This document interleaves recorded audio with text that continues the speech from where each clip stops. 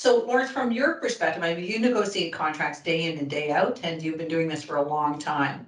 So what's your general approach to that notion of risk elimination in a contract? Let's start with that. Is how much risk can you actually eliminate through contractual terms?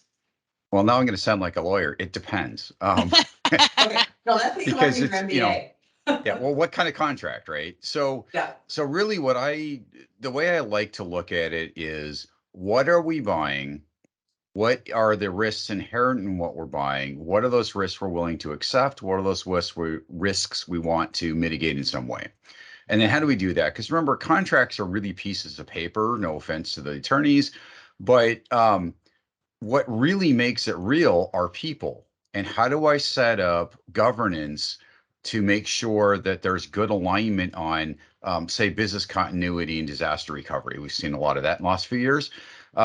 Who's doing what? How is that done? In what order is it done? Maybe, some sites or locations or services are more important than others. How do I assure resiliency in my supply chain if I'm talking direct side? Things like that, right? So having the framework in the contract, excuse me, having the framework in the contract lets everybody know what they need to do, and having a strong governance process makes sure that it actually happens if there is a risk event, and sometimes preemptively when something's coming down the pike. I mean, I remember when GDPR first became a thing, one of our suppliers said, "Hey, there's this thing coming.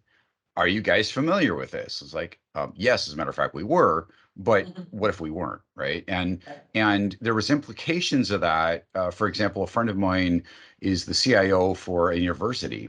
They didn't think it was applicable to them until they realized that if people were applying, students were applying, and they were accepted, that's one risk. If they applied and Yeah, they weren't accepted, they still had PII data from those students, right?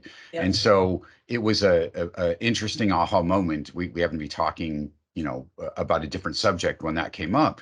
So you never know what's going to identify it, but then you got to go look in your contract and go, okay, now what did we do? Or do we have to amend something? Right.